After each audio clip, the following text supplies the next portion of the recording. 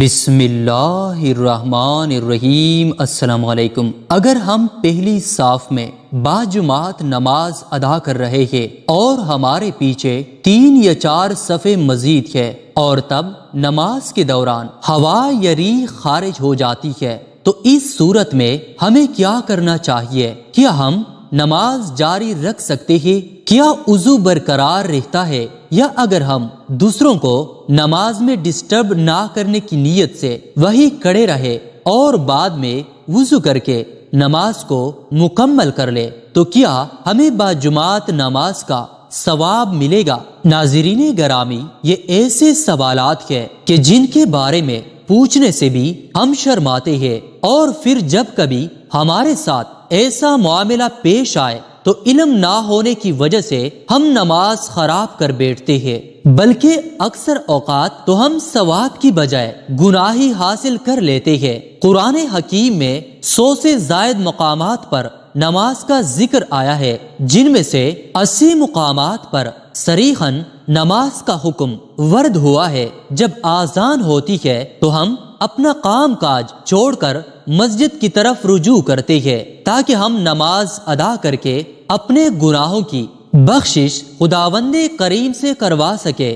حدیث مبارکہ میں ہے کہ اللہ تعالیٰ انسان کے اعمال کو نہیں دیکھتا، بلکہ اللہ تعالیٰ انسان کی نیت کو دیکھتا ہے کہ وہ کس نیت سے عبادت کر رہا ہے۔ نماز جیسے اہم فریضے کی ادائیگی کے لیے باوضو ہونا اور دوران نماز باوضو رہنا نہایت ضروری ہے، اس لیے ہم وضو کر کے مسجد میں نماز ادا کرنے جاتے ہیں، کیونکہ وضو کے بغیر نماز ادا کرنا ثواب کی بجائے گناہ کے زمرے میں آتا ہے۔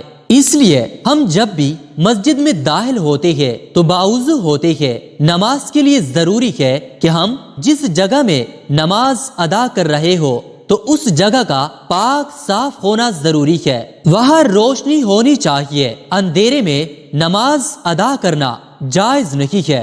ہمارا جسم اور کپڑوں کا پاک ہونا بھی ضروری ہے۔ نماز کو ادا کرتے ہوئے بھی ہمارا وضو برقرار ہونا ضروری ہے۔ اگر نماز کے دوران ہوا خارج ہو جائے یا جسم کے کسی حصے سے خون بہہ جائے تو ایسی صورت میں ہمارا کیا لائحہ عمل ہونا چاہیے؟ آئیے کچھ واقعات اور حدیث مبارکہ سے معلوم کرتے ہیں۔ ایک دفعہ چند لوگ مسجد میں نماز ادا کر رہے تھے کہ کسی ایک شخص کی ہوا خارج ہوئی۔ جب ہوا خارج ہوئی تو اس کی بدبو سارے کمرے میں پھیل گئی۔ جو لوگ نماز ادا کر رہے تھے سب کو معلوم پڑ گیا کہ ہم میں سے کسی نہ کسی بندے کا وضو ٹوٹ گیا ہے، پر ان چند بندوں میں سے کسی نے یہ محسوس نہ ہونے دیا کہ کس کا وضو ٹوٹ گیا ہے۔ اس نے شرم کے مارے نماز نہ توڑی بلکہ نماز کو جاری رکھا۔ اس کا پردہ رکھنے کے لیے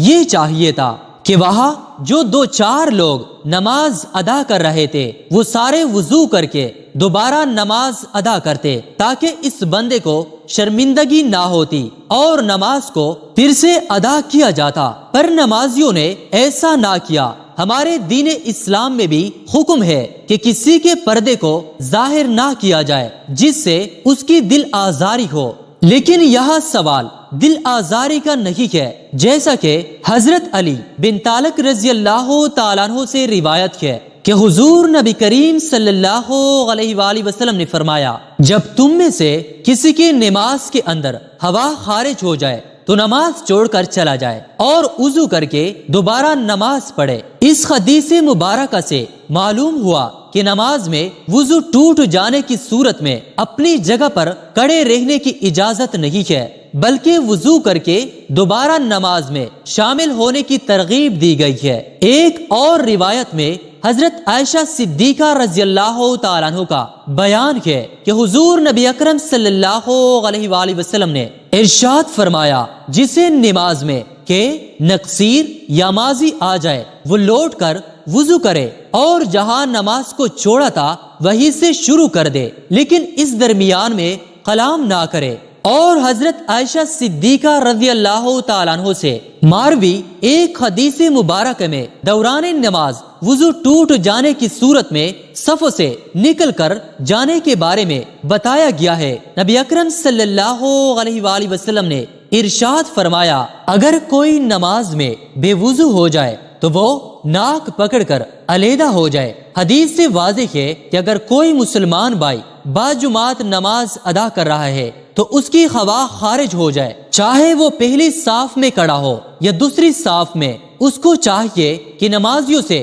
الگ ہو جائے تاکہ اس کی بدبو سے دوسرے نمازی تنگ نہ ہو۔ وہ دوبارہ وضو کر کے جماعت میں شامل ہو جائے، اور اگر کوئی رکعت رہ جائے تو اسے بعد میں مکمل کر لے۔ بعض اوقات نمازی کو وہم سا ہونے لگتا ہے کہ اس کی ہوا خارج ہوئی ہے، حالانکہ کچھ بھی خارج نہیں ہوتا۔ یہ شیطانی وسوسہ ہوتا ہے جو انسان کی نماز خراب کرنے اور اس میں عدم خشوع کے لیے پیدا کرتا ہے۔ اس لیے نمازی کو اس وقت تک نماز نہیں توڑنی چاہیے جب تک کہ اسے ہوا خارج ہونے کا یقین نہ ہو جائے۔ عباد بن تمیم اپنے چچا سے بیان کرتے ہیں کہ ایک شخص نے رسول کریم صلی اللہ علیہ وآلہ وسلم کے سامنے شکایت کی کہ اسے نماز میں خیال سا آتا ہے کہ اس کی ہوا خارج ہوئی ہے۔ رسول اللہ صلی اللہ علیہ وآلہ وسلم نے فرمایا، وہ نماز سے اس وقت تک نہ نکلے یا نماز اس وقت تک مت توڑے جب تک وہ ہوا خارج ہونے کی آواز نہ سنے یا اس کی بدبو نہ پائے۔ حدیث سے یہ مراد نہیں کہ حکم آواز سننے یا پھر بدبو آنے پر معلق ہے، بلکہ مراد یہ ہے کہ ہوا خارج ہونے کا یقین ہو جائے، چاہے اسے آواز نہ بھی آئے اور بدبو نہ بھی سنگی ہو۔ دین اسلام میں یہ حکم کسی جگہ بھی موجود نہیں ہے کہ اگر نماز کے دوران آپ کی ہوا خارج ہو جائے تو آپ اپنی نماز کو جاری رکھیں۔ اگر آپ ایسا کرتے ہیں تو آپ ثواب کی بجائے گناہ کو حاصل کر رہے ہوتے ہیں۔ نبی کریم صلی اللہ علیہ وآلہ وسلم کی حدیث پاک سے ظاہر ہے کہ اگر نماز کے دوران آپ کی ہوا خارج ہو جائے اور آپ شرم کے مارے کسی کو یہ ظاہر ہونا نہیں چاہتے تو ایسی حالت میں اپنے ناک پر ہاتھ رکھ کر نمازیوں سے پیچھے ہو جائے کہ میرے ناک سے خون بہہ رہا ہے۔ دوسرے سب یہ سمجھیں گے کہ اس کے خون بہنے سے وضو ٹوٹ گیا ہے، اس لیے یہ دوبارہ وضو کر کے نماز ادا کرے گا۔ اس سے اس بندے کی بھی عزت رہ جائے گی اور نماز بھی ادا ہو جائے گی۔ ہمارے پیارے پیارے بھائیوں، ناک سے خون بہنے، ہوا خارج ہونے کے آنے، یہ سب صورتوں میں وضو ٹوٹ جاتی ہے۔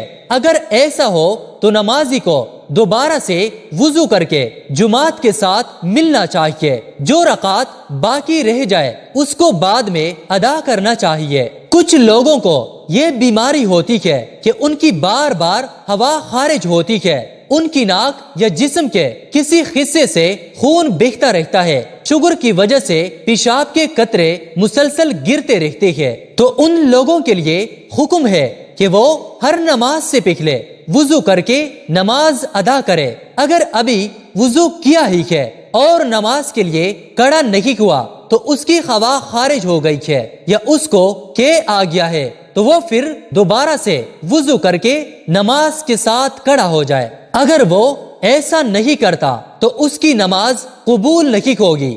یہ بھی یاد رہے کہ اگر اخراج ریح کا تقاضا ہو تو ریح کو بامشقت روک کر نماز مکمل کرنا مکروہ تحریمی ہے۔ البتہ اگر نماز قضا ہو رہی ہو تو نماز قضا کرنے کی بجائے ریح کو قابو کر کے نماز مکمل کرنا بہتر ہے۔ اللہ کریم سے دعا ہے کہ وہ ہمیں 5 وقت نماز باجماعت اہتمام کے ساتھ باوضو ادا کرنے کی توفیق عطا فرمائے۔ اے اللہ کریم، اس ویڈیو کے دیکھنے والے ہر فرد کی غلطیوں کوتاہیوں کو معاف فرما کر ہم سب کو نبی کریم صلی اللہ علیہ وآلہ وسلم سے بے حد محبت اور ان کا دیدار نصیب فرما دے، آمین۔ ناظرین، ہم امید کرتے ہیں کہ ہماری آج کی ویڈیو آپ کو ضرور پسند آئی ہوگی، اور اگر آپ کو یہ ویڈیو پسند آئی ہے تو پلیز لائک اور شیئر کریں، اور اگر آپ ہمارے چینل پر نئے ہیں اور ابھی تک آپ نے ہمارے چینل کو سبسکرائب نہیں کیا تو پلیز ہمارے چینل کو سبسکرائب کریں اور ساتھ ہی لگے بیل کے بٹن کو بھی دبائیں تاکہ آئندہ آنے والی ہر ویڈیو کا نوٹیفیکیشن آپ کو بر وقت ملتا رہے۔ اللہ تعالی ہم سب کا حامی و ناصر ہو، آمین ثم آمین۔